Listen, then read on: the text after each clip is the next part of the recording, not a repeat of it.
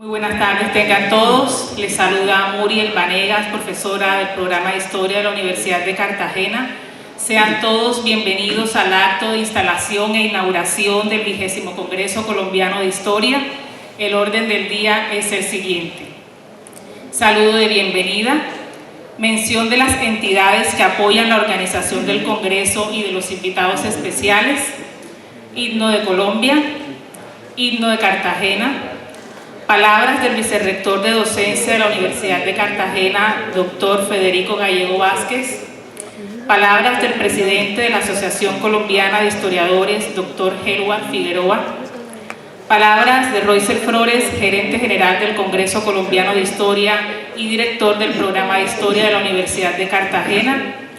despedida de la mesa principal y presentación de la conferencia inaugural a cargo del doctor Sergio Paolo Solano de las Aguas, invitación al acto cultural.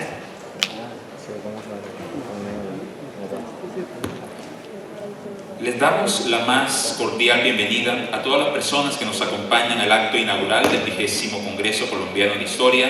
organizado por la Universidad de Cartagena y la Asociación Colombiana de Historiadores. Es un gusto para nosotros contar en este recinto con propios y visitantes para dar inicio al evento de historia más importante del año. El Congreso Colombiano de Historia es el evento académico que congrega a historiadores colombianos y de distintos lugares del mundo interesados en exponer los resultados de sus investigaciones y en tomar parte de las discusiones en torno a la disciplina historiográfica. Esta es la ocasión número 20 en que se celebra este congreso, por lo que ya son casi 40 años de vida de un espacio en el que, además de conocer de primera mano los avances en el campo de la historia, los historiadores y las historiadoras nos encontramos para fortalecer lazos interpersonales y evidenciar la vitalidad y pertinencia del ejercicio intelectual que tanto nos apasiona. Medellín, Bogotá, Bucaramanga y Armenia son algunas de las ciudades que han recibido el Congreso y hoy es Cartagena de Indias la que se convierte en el epicentro de las discusiones historiográficas, pero también de la charla entre colegas que luego de 2 años, una extraña cotidianidad por cuenta de la pandemia, han decidido encontrarse en un espacio particularmente inspirador para las más diversas conversaciones sobre el pasado y el presente. La presente edición del Congreso se desarrollará en los siguientes espacios: Universidad de Cartagena, Claustros de la Merced y San Agustín, Palacio de la Proclamación, Biblioteca Bartolomé Calvo, Museo Histórico de Cartagena y Museo Naval del Caribe. Destacamos y agradecemos las entidades y personas que apoyan la organización del Congreso y de los invitados especiales. El 20º Congreso Colombiano de Historia es organizado por la Universidad de Cartagena y la Asociación Colombiana de Historiadores. Para su realización, el evento ha contado con el apoyo de las siguientes entidades y organizaciones: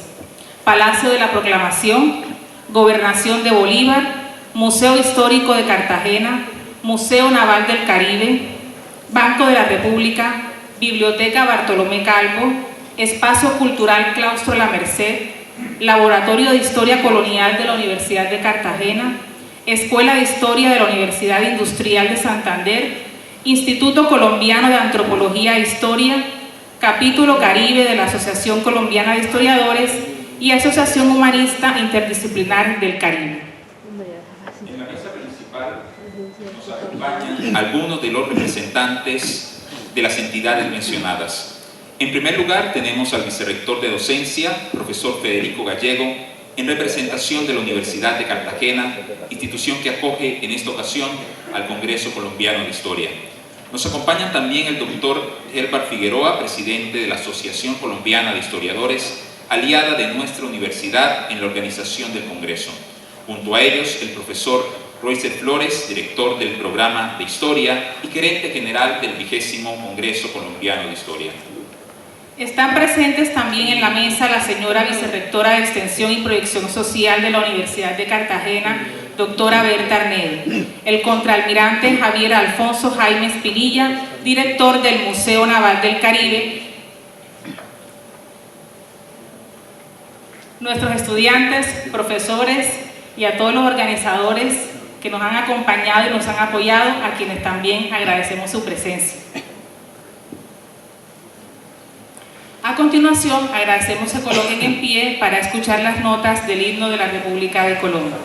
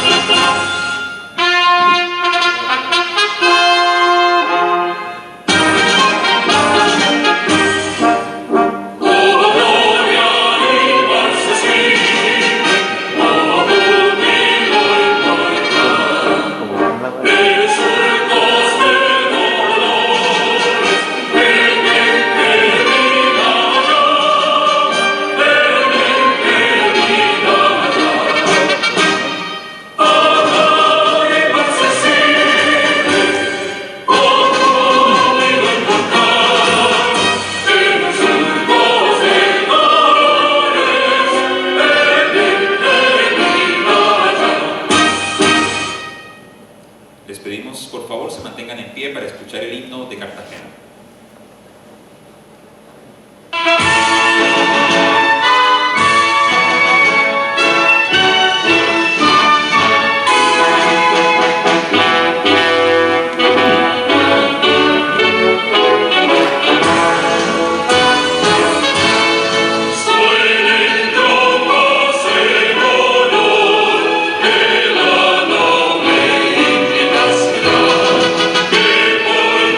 Dios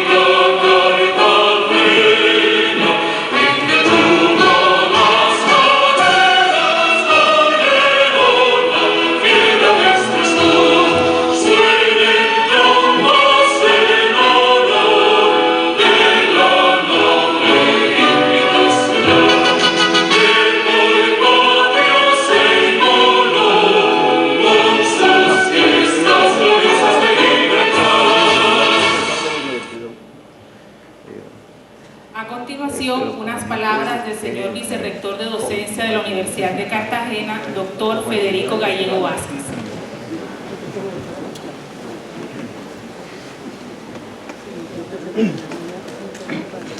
Muy buenas noches a todos. Reciban a nombre del señor rector de la Universidad de Cartagena, doctor Edgar Parra Chacón, un cordial saludo de bienvenida. Saludos al contraalmirante Javier Alfonso Aimes Pinilla, director Museo Naval del Caribe, a la doctora Berta Arnedo Redondo, vicerrectora de Extensión y Proyección Social de la Universidad de Cartagena, al doctor Edward Figueroa Salamanca, presidente de la Asociación Colombiana de Historiadores, al doctor Roycer Flores Bolívar, director del programa de Historia y gerente del 20 Congreso Colombiano de Historia, conferencistas, ponentes, docentes, estudiantes y público general, reciban todos un cordial saludo. El 23 de abril de 1990, con el impulso decisivo de varios docentes y directivos de la Universidad de Cartagena, se creó la Facultad de Ciencias Humanas. Un par de años después, tuve el grato honor de sumarme en calidad de docente a la puesta en funcionamiento de esta unidad académica que en ese momento la integraban los programas de Lingüística y Literatura, Filosofía e Historia. Estos programas se pensaron en función de un objetivo común: contribuir a la comprensión de la compleja realidad social de la región Caribe y del país. De manera particular, el programa de Historia se trazó varios objetivos. Uno, formar investigadores que, a la luz de las visiones historiográficas modernas, reconstruyeran el pasado de Cartagena y el Caribe colombiano. Dos, ampliar, a partir de nuevas preguntas y fuentes, una memoria histórica local y regional que, hasta entonces, se reducía a las gestas de las élites. Y tres, poner en diálogo las realidades históricas de Cartagena y la región Caribe con las de Colombia y otros contextos en las Américas. Hoy, 32 años después, al inaugurar el 20 Congreso Colombiano de Historia, las directivas de la Universidad de Cartagena, en cabeza del señor rector Edgar Parra Chacón, expresamos nuestra complacencia al ver que lo proyectado para entonces por los docentes de la naciente facultad ha dado sus frutos. En efecto, al frente de la organización de este importante congreso, que por primera vez se realiza en la costa caribe colombiana, se encuentran docentes e investigadores que hicieron sus estudios de pregrado en el programa que se visionó en 1990. Varios de ellos, en calidad de ponentes o conferencistas centrales, compartirán las rigurosas investigaciones que realizan sobre voces, rostros y geografías que durante décadas fueron marginadas de los análisis sobre el pasado histórico colombiano. Los directivos de la Universidad de Cartagena también celebramos que esta 20ª versión del Congreso Colombiano de Historia se celebre en nuestra institución y en la ciudad de Cartagena. En primer lugar, porque nuestra universidad, próxima a cumplir 200 años de fundación, fue resultado de la construcción de la República, tema central de este Congreso. En segunda instancia, porque pocos espacios como Cartagena jugaron un papel definitivo en las luchas que desembocaron en la formación de la República de Colombia. Y en tercer lugar, porque justo hace unos días la Universidad de Cartagena se convirtió en la primera universidad pública de Colombia con acreditación institucional internacional. Este último logro se alcanza, entre otras cosas, gracias al compromiso que nuestra institución ha tenido con la promoción e impulso de la investigación, entre ellas la relativa a los temas históricos. Sean pues todos bienvenidos al 20º Congreso Colombiano de Historia, que deseamos se convierta en un escenario de diálogos y saberes sobre los procesos que dieron forma a las repúblicas. Muchas gracias.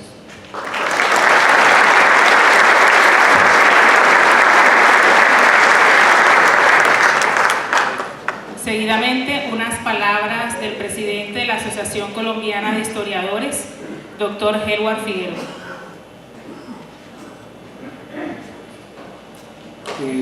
Buenas noches, estimados colegas.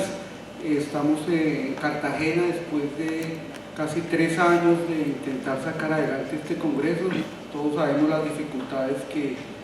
hemos tenido que sortear para por fin estar en este espacio. Realmente pues yo quisiera agradecerles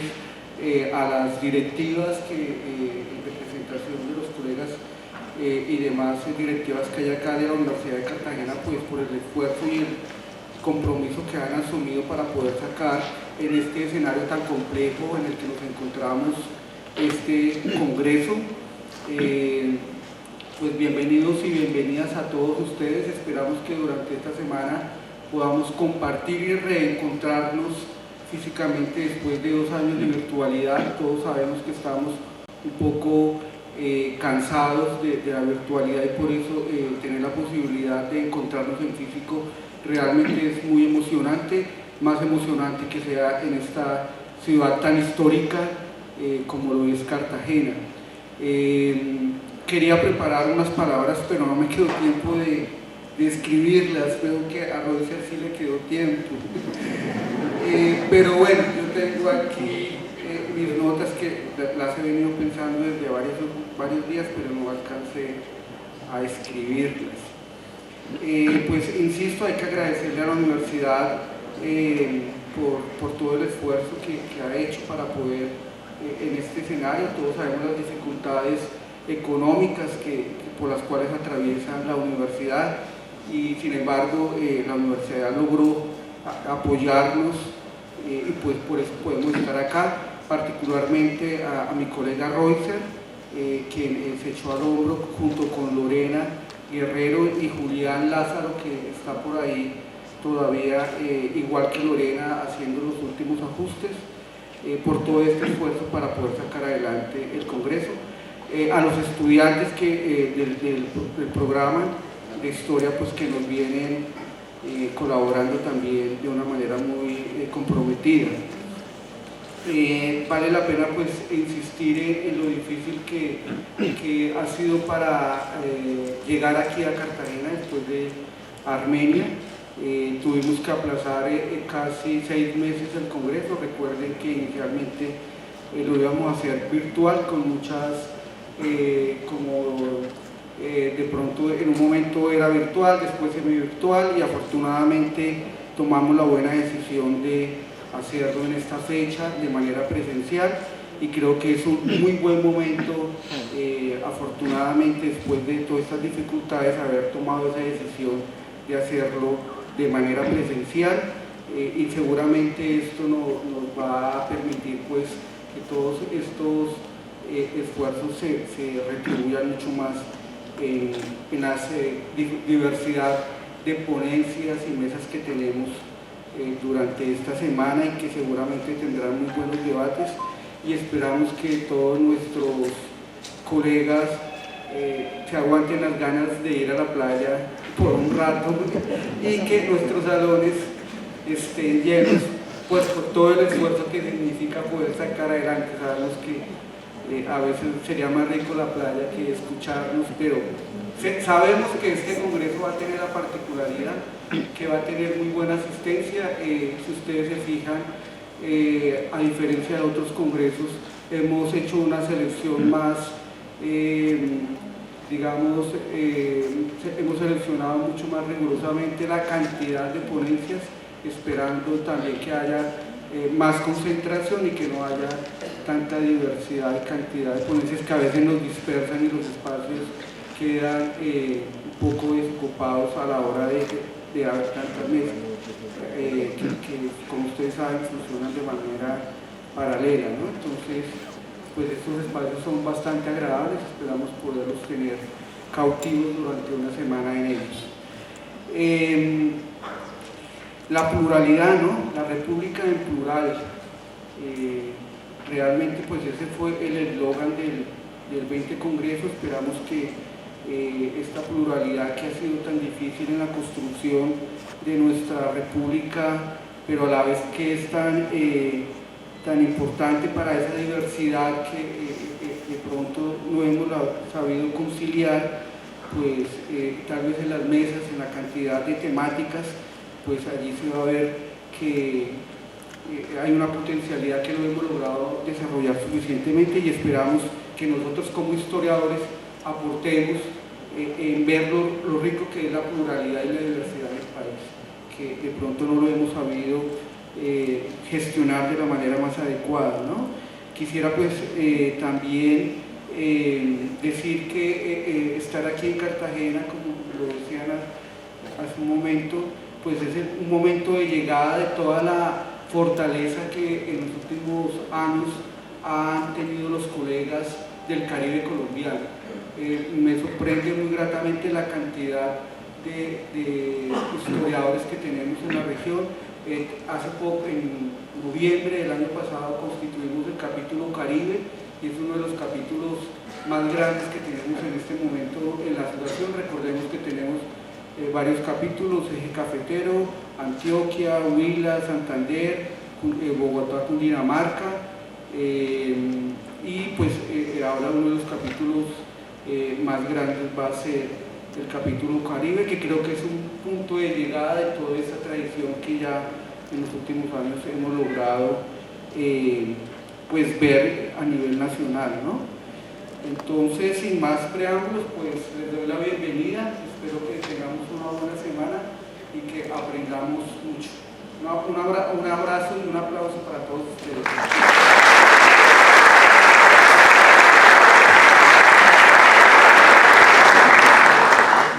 A continuación escucharemos las palabras del profesor Royce Flores, gerente general del Congreso Colombiano de Historia.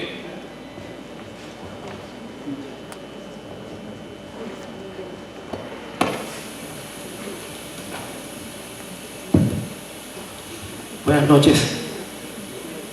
Controlante Javier Alfonso Jaime Pinilla, director Museo Naval del Caribe. Doctor Federico Gallego Vázquez, vicerrector de docencia de la Universidad de Cartagena. Doctora Berta Arnedo Redondo, vicerrectora de Extensión y Proyección Social de la Universidad de Cartagena. Doctor Helwar Figueroa Salamanca, presidente de la Asociación Colombiana de Historiadores. Doctor Sergio Solano de las Aguas, profesor del programa de Historia y nuestro conferencista central en el día de hoy. Conferencistas, ponentes, estudiantes, público en general, reciban de los miembros del programa de Historia de la Universidad de Cartagena la más calurosa bienvenida. Hoy es un día de regocijo para la Universidad de Cartagena y para nuestro programa, porque a pesar de que el Congreso Colombiano de Historia cuenta con una tradición de 45 años de existencia, por distintas razones no había sido posible realizarlo en el Caribe colombiano. No obstante, en octubre del año 2020 fuimos designados como organizadores de la 20ª versión del Congreso. El reto fue mayúsculo porque, como ustedes saben, estábamos atravesando uno de los peores momentos de la historia de la humanidad, la pandemia del COVID-19. Varias razones nos motivaron a solicitar ser anfitriones del Congreso. La primera fue, como lo dije anteriormente, acoger por primera vez el Congreso en nuestra ciudad. La segunda, porque el año 2021 coincidió con una fecha muy importante para nuestro país, al conmemorarse 200 años de la salida definitiva de los españoles del territorio de la Nueva Granada, y que culminaría con la instauración de la República, evento en el que Cartagena y el Caribe colombiano jugaron un papel trascendental. Y la tercera, porque, como lo expresó el doctor Federico Gallego, la Facultad de Ciencias Humanas y el programa de Historia hace 2 días cumplieron 32 años de existencia. Durante estas 3 décadas le hemos apostado desde la docencia, la investigación y la articulación con las comunidades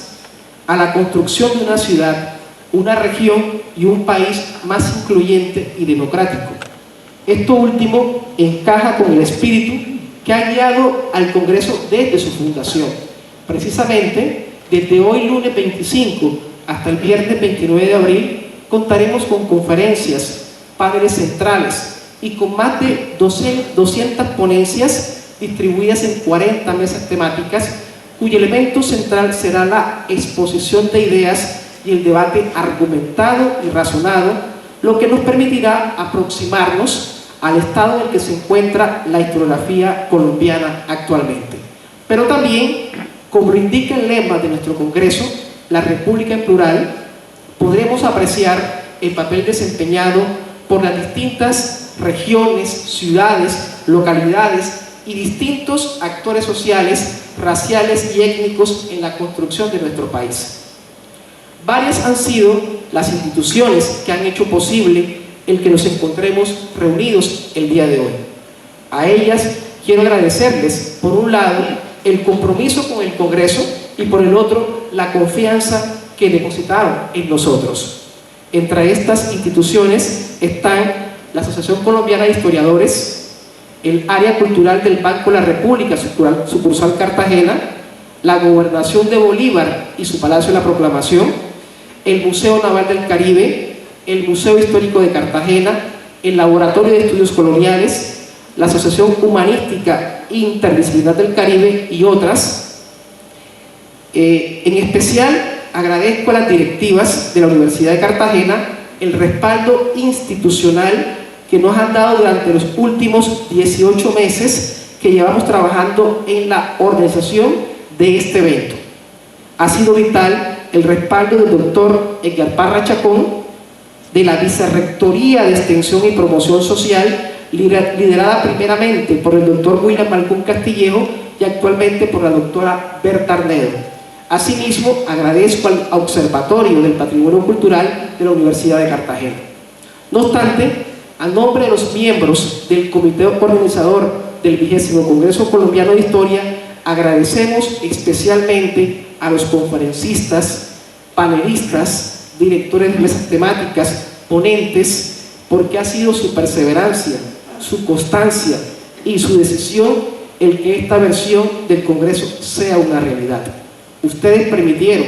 que en los momentos de angustia e intranquilidad por los que pasamos el año pasado, no diezmáramos en nuestra idea de continuar con la organización del Congreso y poder acogerlos en nuestra ciudad y en nuestra universidad. Por todo esto, pido un fuerte aplauso para todos ustedes.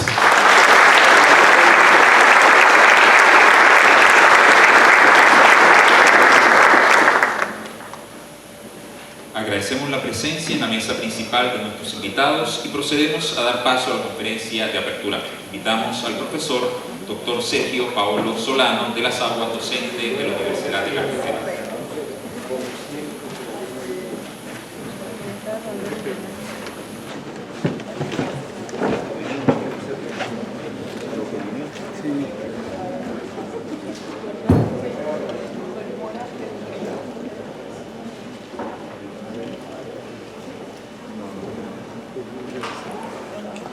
Sergio Paolo Solano de las Aguas es oriundo de Barranquilla. Es licenciado en Ciencias Sociales y Económicas por la Universidad del Atlántico. Es doctor en Humanidades, línea Historia por la Universidad Autónoma Metropolitana Unidad Iztapalapa de la Ciudad de México. En Barranquilla fue funcionario del área cultural del Banco de la República y profesor de la Universidad del Norte. Llegó a Cartagena en el año de 1992 y fue uno de los profesores con los que inició el programa de Historia de la Facultad de Ciencias Humanas de la Universidad de Cartagena y se vinculó como docente de planta, haciendo todo su recorrido en el escalafón docente hasta ser actualmente profesor titular. Sus investigaciones empezaron con la línea sobre historia económica y empresarial de la región Caribe durante los siglos XIX y XX, en una época en la que Barranquilla y la costa se preguntaban por qué la región había perdido su dinamismo industrial. Luego se desplazó hacia temas de historia social y política del mundo del trabajo, trabajadores fabriles, protestas sociales y cultura política en las 3 primeras décadas del siglo XX. Posteriormente empezó a trabajar temas del mundo artesanado en el siglo XIX, como actividades laborales, el aprendizaje de los oficios, la cultura artesanal y los estilos de vida. Luego se trasladó a la segunda mitad del siglo XVIII en la misma línea de investigación, la historia del mundo del trabajo y de los trabajadores, pero ahora con énfasis en peculiaridades de la ciudad de Cartagena. Actualmente investiga historia social de los trabajadores libres, esclavos y presos condenados a trabajos forzados en los sistemas defensivos de Cartagena de Indias durante el siglo XVIII.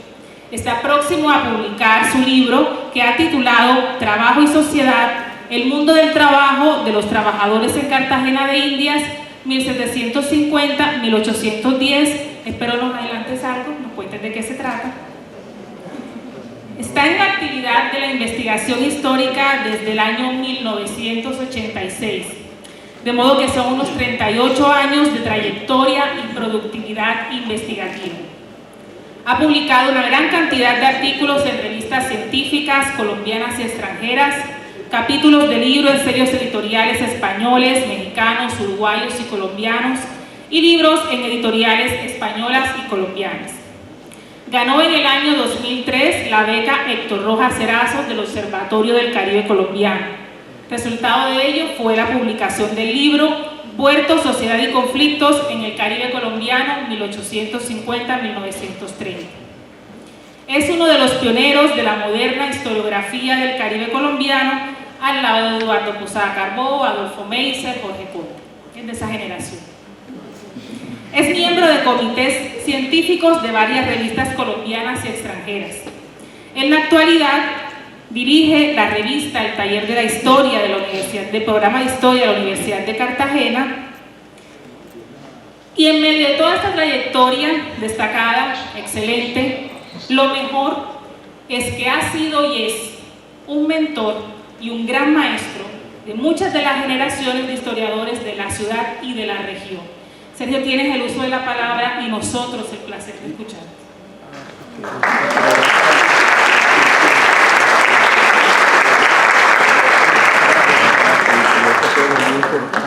Buenas tardes a todos los concurrentes. Mis agradecimientos por las palabras de la doctora Muriel Vanega Beltrán sobre mi persona.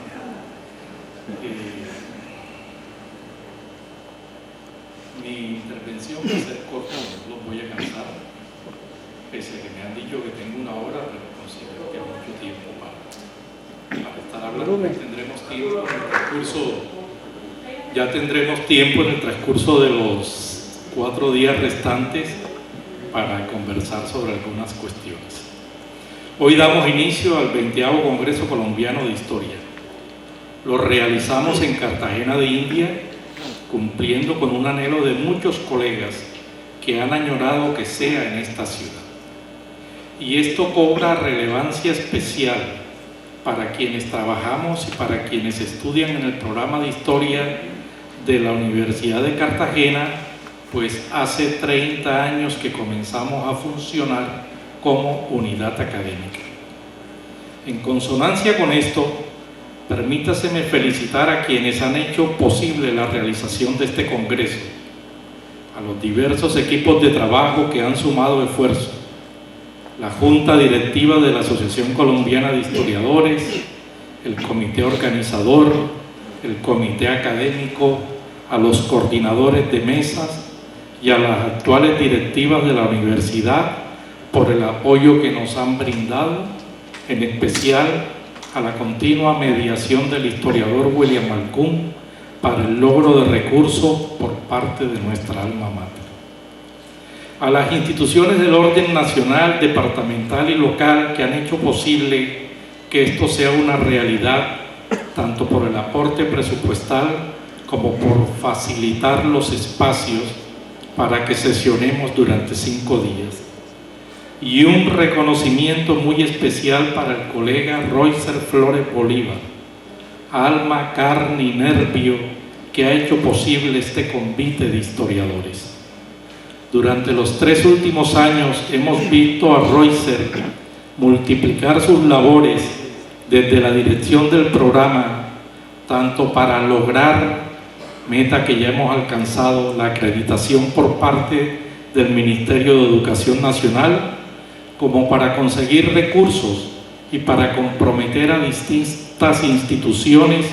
para que colaboraran en este proyecto. Conozco al colega hace más de 20 años y doy fe de su capacidad de gestión y de trabajo en equipo. Por eso hoy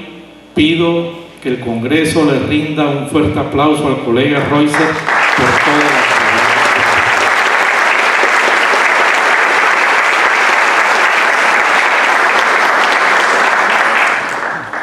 El comité organizador ha descargado sobre mis hombros la responsabilidad de impartir la conferencia inaugural de este congreso de académicos que durante 4 días escucharán y discutirán una agenda en diversos paneles y mesas. Podrán imaginar ustedes los dilemas a que me he enfrentado para escoger el tema para el día de hoy. El que pensaba debía plantearlo en un nivel de la mayor generalidad posible, para que se refiriera al estado de nuestra disciplina en el presente. Las lecturas no se hicieron esperar, de varios tratados sobre los giros historiográficos, en especial sobre el paso de la historia social a la cultural, la nueva historia política, el impacto de los estudios de la microhistoria en la actual historiografía, la deconstrucción de los discursos historiográficos de las generaciones que nos han precedido en el ejercicio de nuestra disciplina, la actual historia global, la historiografía intelectual y un largo etcétera. Luego de acumular lecturas, emergió una pregunta clave. ¿Qué podría yo aportar de novedoso y decir de novedad desde mi campo de estudios a las reflexiones realizadas por historiadores de diversas latitudes sobre los temas enunciados? Dejo la respuesta en puntos suspensivos. En varias ocasiones, cargando estos dilemas, consulté a mis amigos historiadores sobre el tema de mi conferencia y todos por unanimidad me respondieron que era mejor que realizara mis propias reflexiones historiográficas desde mi campo, desde el periodo que investigo y desde los actores sociales que vengo analizando en los últimos años, y que expusiera algunas conclusiones provisionales de mis estudios sobre Cartagena y el Caribe de la segunda mitad del siglo XVIII, convenciéndome por parte de ellos de que lo mejor era realizar algunas reflexiones sobre algunos aspectos históricos de y desde esta ciudad de Cartagena que iluminen sus peculiaridades en el pasado nacional y los elementos comunes con el Gran Caribe y los contrastes con otros centros urbanos del país. Me dijeron que teniendo en cuenta que el Congreso se realizaba en esta ciudad, era el escenario ideal para dar a conocer algunos resultados de mis investigaciones sobre la historia social del siglo XVIII. Y creo que no les ha faltado razón, pues pese a sus peculiaridades históricas, Cartagena es un excelente laboratorio para someter a prueba algunos cuerpos de hipótesis que nos han permitido avanzar en el conocimiento,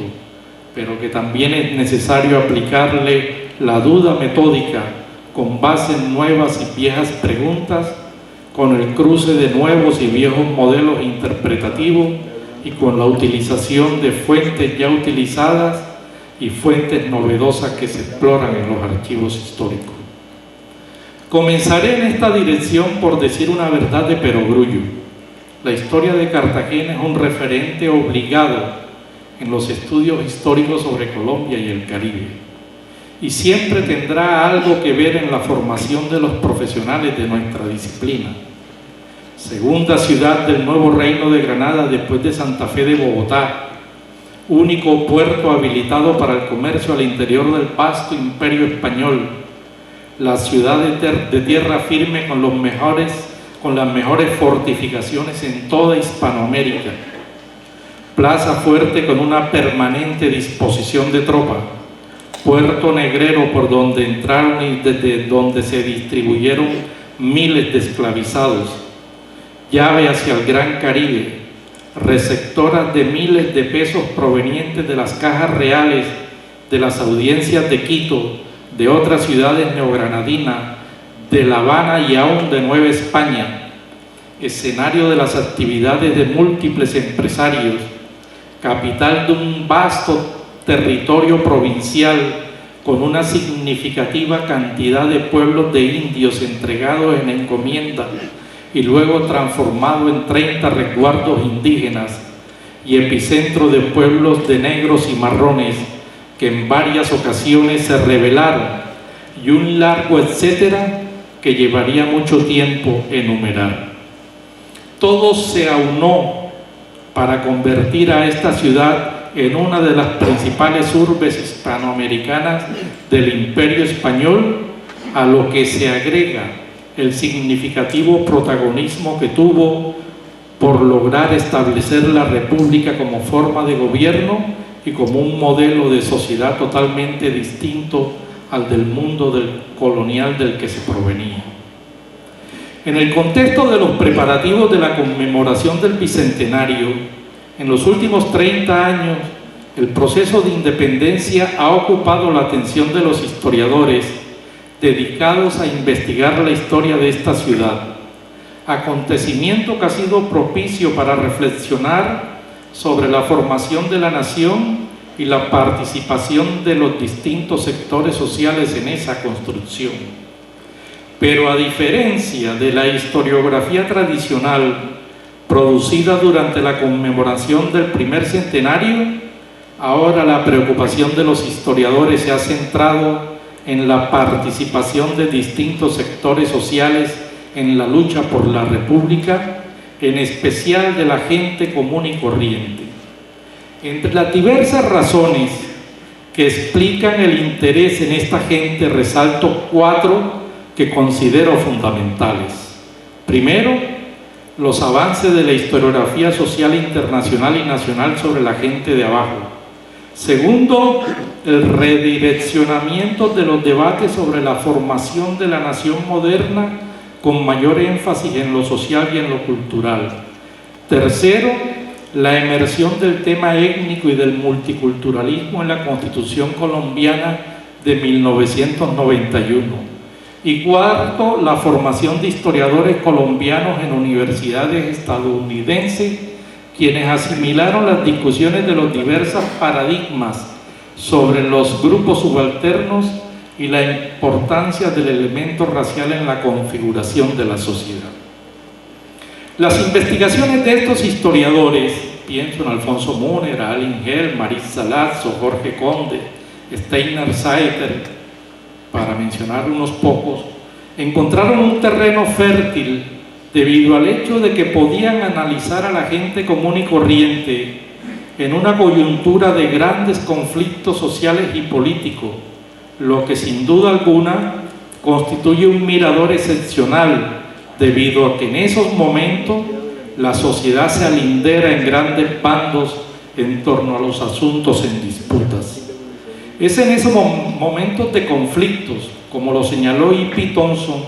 cuando las presiones externas ejercidas por las élites y las instituciones obligan a que esos sectores desarrollen una identidad por encima de sus habituales diferencias.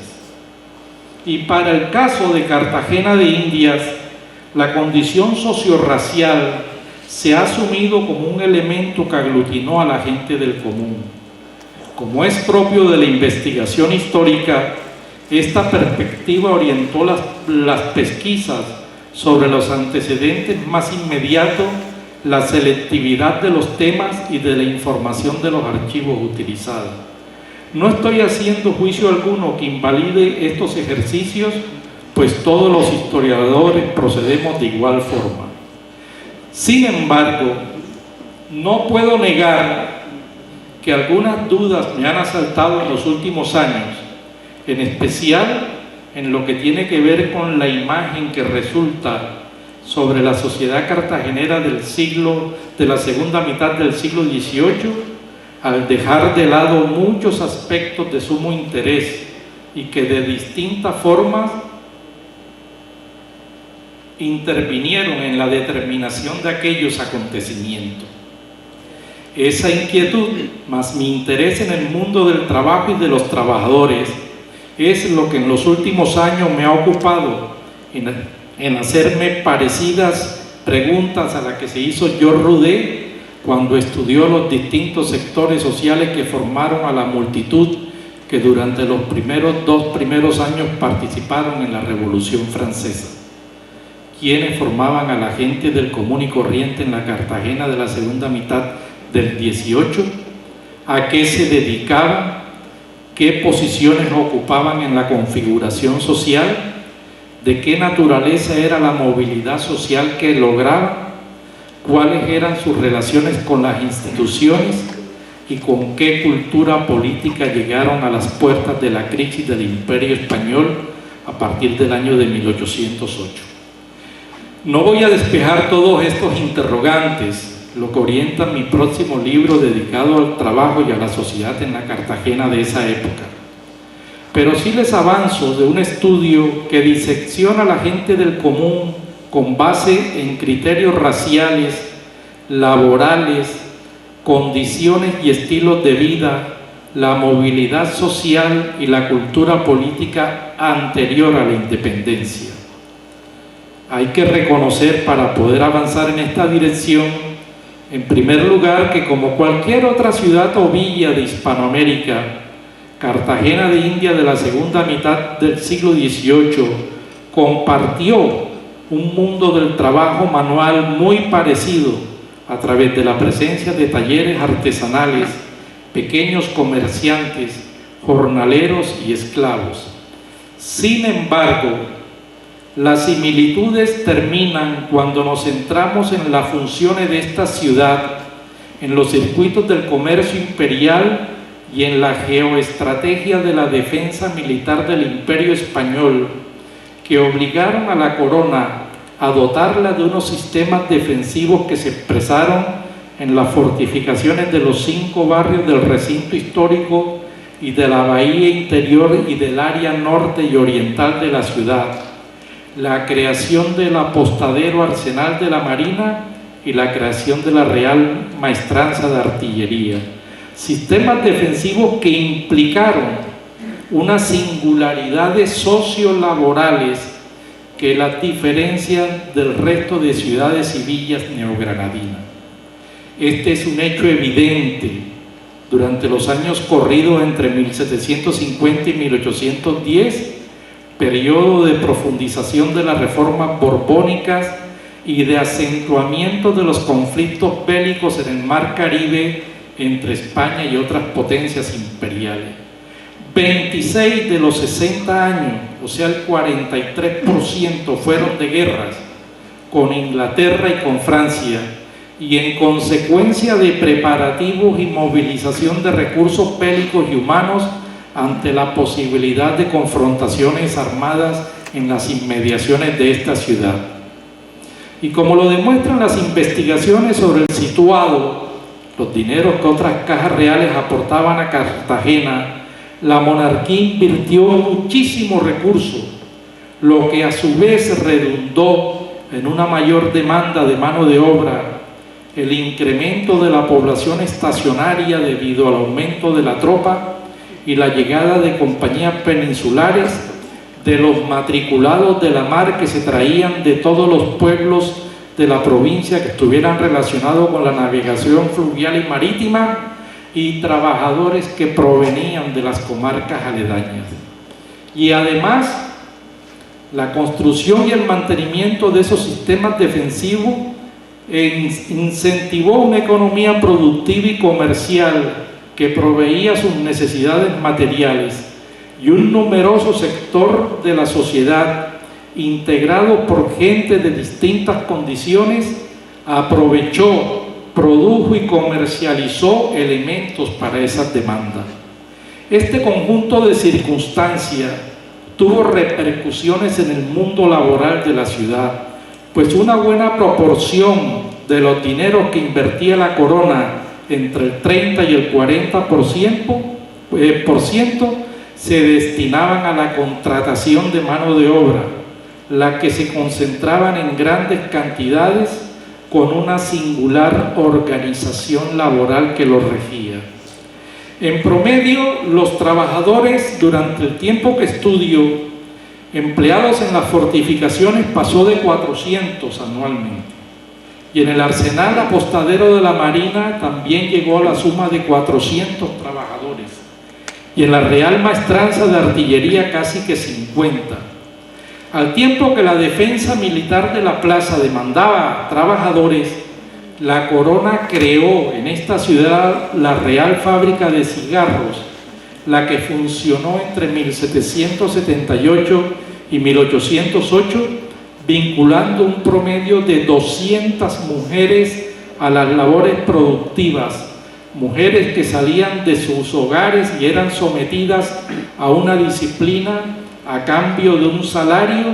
congregación de trabajadoras sin par en todo el nuevo reino de Granada.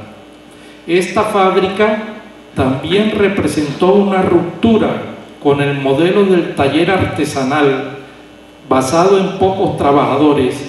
y el paso de la producción casera a la producción manufacturera originó un cambio en las relaciones entre las operarias y el trabajo, pues de lunes a sábado, durante más de 10 horas, pasaban buena parte de su tiempo por fuera de sus hogares, sometidas a controles y a metas de producción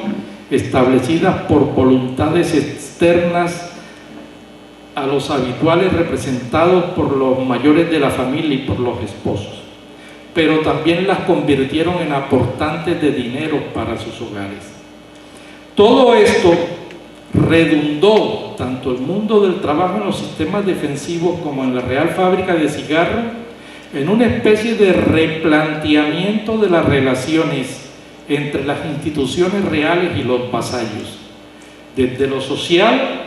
se trató del incremento del pie de fuerza y de la articulación de la población civil masculina a la defensa, como también, como ya dije, de la vinculación a las obras de centenares de trabajadores y de la marinería. Estos trabajadores establecieron vínculos directos con las instituciones militares de las épocas a través de los ingenieros militares, la alta oficialidad del ejército y de la marina, y se comprometieron en la defensa militar directa a través de la prestación del servicio miliciano y de la matrícula de la mar.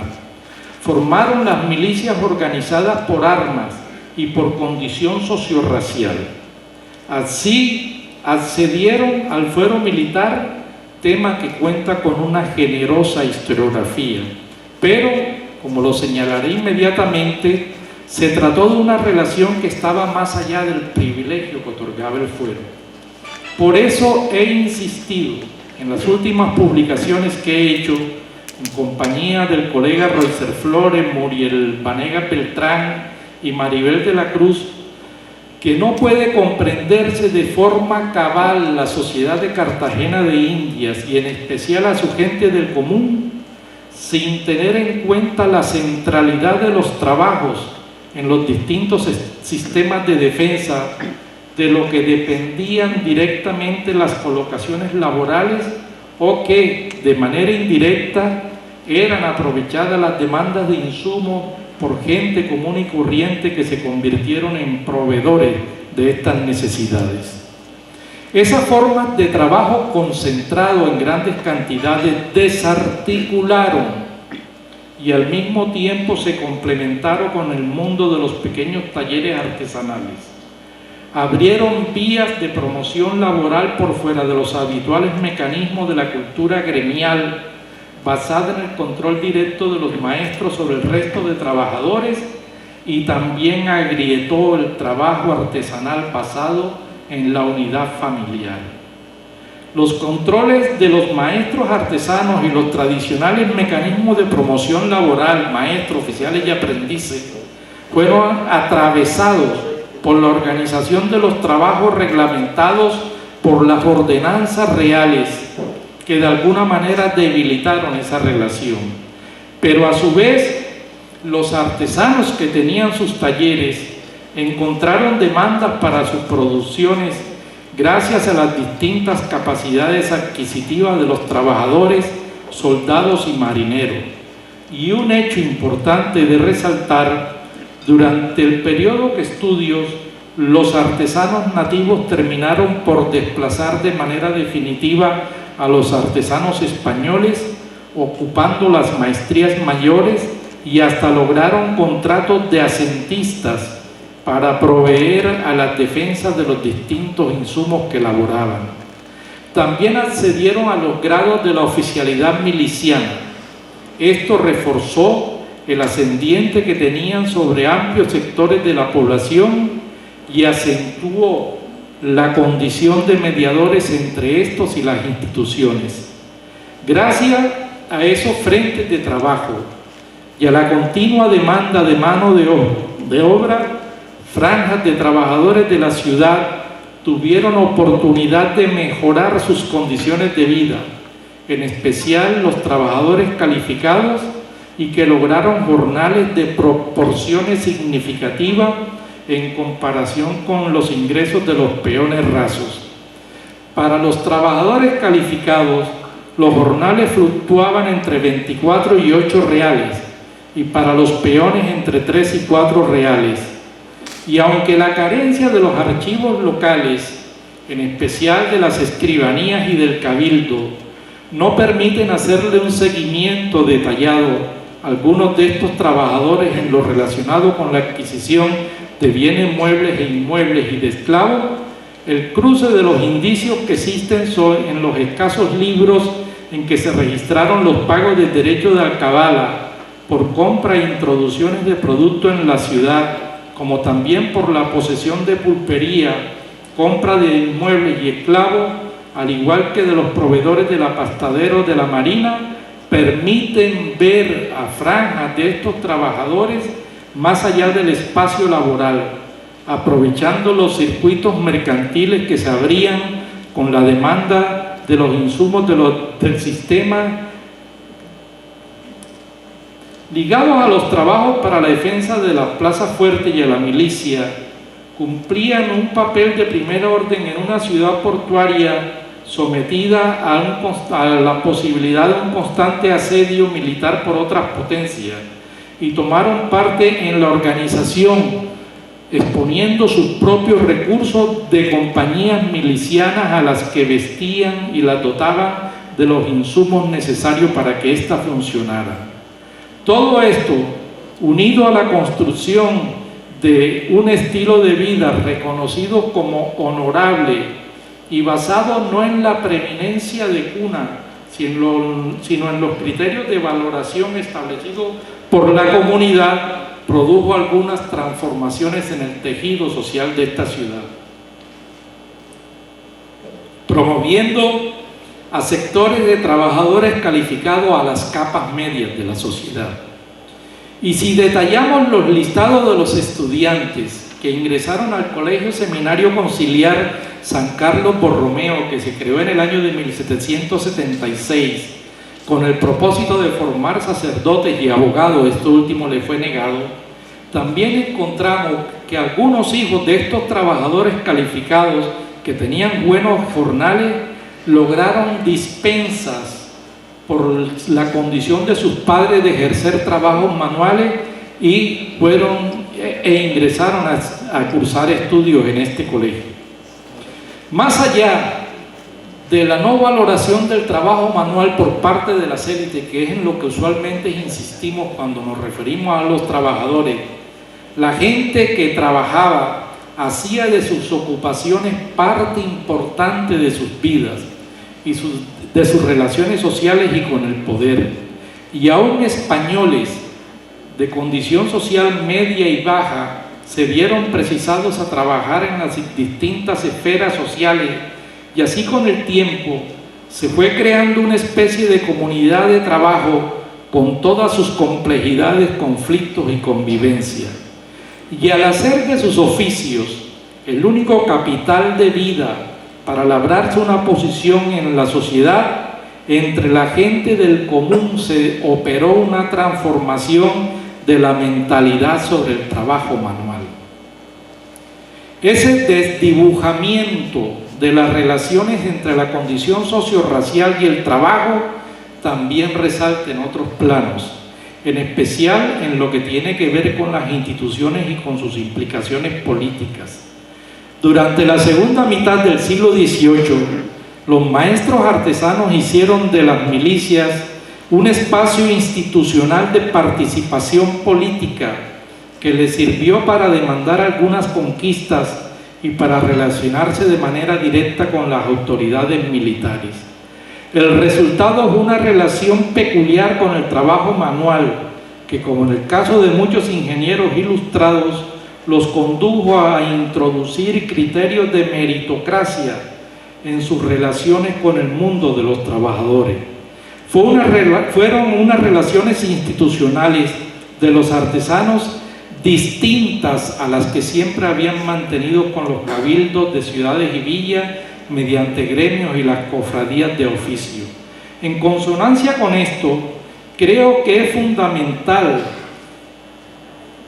estudiar las milicias en clave laboral, es decir, analizarlas desde el punto de vista de las condiciones ocupacionales de sus integrantes, pues ayudan a comprender ciertos procesos que se vivieron al interior de esa institución militar. Cuando colocamos el énfasis en esto, comenzamos a ver las disputas que entablaron estos maestros artesanos, que al mismo tiempo eran oficiales de milicia, en torno a rituales y simbología que solamente estaban adscritos a la oficialidad blanca. Y paulatinamente fueron logrando algunas conquistas, a tal punto que a las puertas de la crisis de 1808, ya los artesanos maestros que estaban al frente de la oficialidad miliciana reclamaban un trato totalmente igual con la oficialidad blanca, aduciendo que no había ninguna diferencia en la capacidad de sacrificios que realizaban en la prestación del servicio militar y en la defensa del rey. Como podrán concluir, se trataba de una sociedad difícil de definir, con los usuales recursos de llamarla una sociedad esclavista o con una imagen polarizada de blancos por una parte y gente de color por otro lado. Durante la segunda mitad del siglo XVIII la esclavitud estaba muy agotada en la ciudad, hasta el punto que entre 1751 y 1805 se había pasado de una relación de un esclavo por 4 libres a una relación de un esclavo por 8 libres. Y el trabajo asalariado se había incrementado de forma ostensible. Para finales de esa centuria, un importante sector de trabajadores calificados ha logrado diferenciarse de los estratos más bajos de la población libre y han pasado a formar parte de algunas de las franjas de las capas medias y estaban diseñando estrategias para consolidar esa posición en el orden social. Esto se constata al observar en la documentación del Archivo General de la Nación y de los archivos españoles los desplazamientos en el espacio urbano y pasar de estar viviendo en casas multifamiliares a viviendas propias, lo que demuestra este proceso de movilidad. Y también, como ya lo dije, el lograr que algunos de los miembros de sus familias ingresaran al Colegio Seminario Conciliar San Carlos Borromeo. Como podrán imaginar, la sociedad de la Cartagena de la segunda mitad del siglo XVIII era la más compleja de todo el nuevo reino de Granada. Pero es un hecho que solamente podemos percibir y estudiar cuando pasamos de los determinismos monocausales, sea económico, sea racial, a tener presente que el orden social tiene múltiples determinaciones relacionales y que, aunque los historiadores privilegiamos algunas de esas causas en función de los propósitos de nuestras indagaciones, cuando la erigimos a la condición de explicación absoluta y dejamos de lado los demás factores que intervienen en la configuración del orden social, el resultado es que de nuevo abrimos la puerta a las diversas variantes del unideterminismo que tantos errores nos llevó a cometer en el pasado. Por otra importancia, está la importancia que debe darse a las relaciones entre las acciones humanas y los hechos materiales que perpetúan la vida de una sociedad específica. En los últimos decenios, distintas corrientes historiográficas surgidas del llamado giro cultural han acentuado una interpretación de las ciencias sociales que divorcia el mundo de la cultura del mundo de la vida material, estableciendo hiatos entre el factor que se privilegia y los demás elementos que determinan la vida de las personas y los grupos sociales, cerrándonos a la posibilidad de comprender la sociedad como un campo multirelacional y multicausal. Se olvida que cualquiera que sea el aspecto que escojamos en nuestras indagaciones, siempre debemos realizarlas integrando los múltiples planos de esas relaciones implicados en el tema que nos interesa. Una historia del trabajo y de los trabajadores, por ejemplo, tiene que ver tanto con las condiciones materiales de vida de quienes ejercen las distintas ocupaciones, como también de las relaciones que entablan en el ejercicio de los oficios, las formas de sociabilidad que desarrollan en y por fuera de los espacios laborales, las ubicaciones de los oficios y de sus ejercitantes en el orden social y, en consecuencia, las incidencias de otros factores como la raza, las valoraciones estamentales, las relaciones de género y de generaciones constituyen otras variables más que intervienen en estas determinaciones multirelacionales. Al igual que el resto de personas de Hispanoamérica del siglo XVIII, por ejemplo, los trabajadores de Cartagena de India eran vasallos del rey, eran vecinos, al tener una adscripción territorial en una población que en comparación con los forasteros le otorgaban privilegios, tenían una ocupación, podían pertenecer a una corporación y ser cofrades del patrono de su oficio, formaban parte de la milicia, habitaban en un barrio y en una calle específica,